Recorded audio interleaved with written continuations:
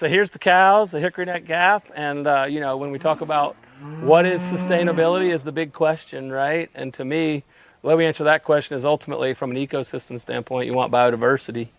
And how do you manage and maintain grassland ecosystems in a biodiverse landscape? You want that mixture of field and forest. You want the hawk up there sitting in the tree looking for the field mice out here, right? And managing grassland ecosystems, and the way nature's always managed and maintained grassland ecosystems is with grazing herbivores.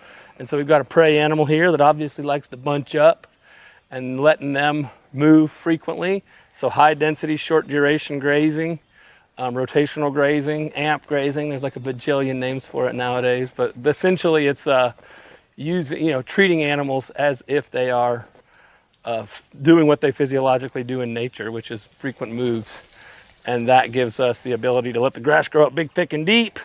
Come in, they poop and pee, they just peed on it, poop everywhere. The grass uses all those nutrients to regrow.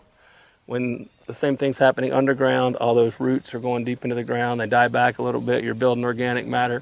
Organic matter is carbon, so you're essentially taking carbon out of the atmosphere and putting it to work down in the soil as organic matter. And to me, that's like the most positive story and the most hopeful thing there might be out there. And so to me, like building a food system that builds organic matter in our soils is pretty cool. And the good news is you're creating more biodiversity, you're creating more life. And I always joke what we create here at Hickory Nut Gap is the possible burger. It's possible to do. It's good for the land. It's possible to be good for animals, and it's possible to be good for humans. I love that. And actually. that they're the bajillion dollars that Impossible Foods spend on marketing. We can just take it and use it. Yeah, That's the funny thing is veganism and the plant-based meats have definitely peaked. Yeah. I feel like more people are starting to realize that too, more and more. And I'm curious then on just how you talk with your consumer base too on just beef and grass-fed versus grain-fed. Mm-hmm. Do you get? I'm sure you probably get a lot of questions about that. Yeah, I mean, I think that the goal, the opportunity for grass-fed is that when cows are out eating grasses, they're gonna eat. I'm getting licked on. I love that. Hey guys, I'm not gonna spook you. And so apparently they're pretty. Your they're pretty calm. constituents. That's so funny. But I mean, the feedlot system is really good at one thing, and that's producing really the cheapest beef possible, especially when you have $3 a bushel corn out there. And cheap corn is kind of what the engine that our whole food system kind of runs on for the most part. And so the incentive to keep corn cheap is strong with economic policy, with government policy, et cetera. And so to me, and that just goes right into the feedlot system. And so with grass-fed beef, we're going to have a system that's got a lower They got your back. It's got a lower carcass weight. You don't have all that energy that corn has.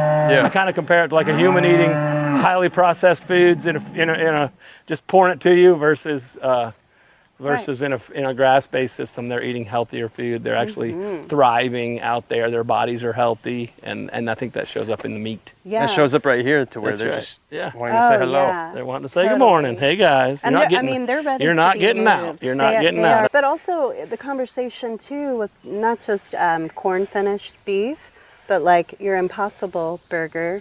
That's corn and soy, and those are all monocrops. Like highly processed, yeah. And monocrops that are being heavily sprayed, and then the runoff is going into our water systems. And, so the conversation that I try to have is respectfully, kind of talking about what we're doing and why it's different. 100% grass-fed and finished especially.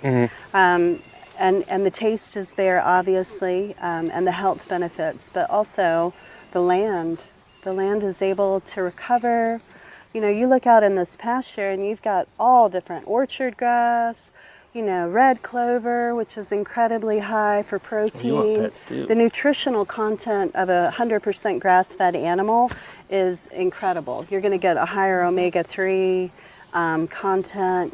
You're going to get a peaceful animal, which translates, our processors are not close by either. So we really have to take the effort to make sure that from start to finish that the animal is handled with respect and care, and it translates to a better for all of us. You know? Absolutely.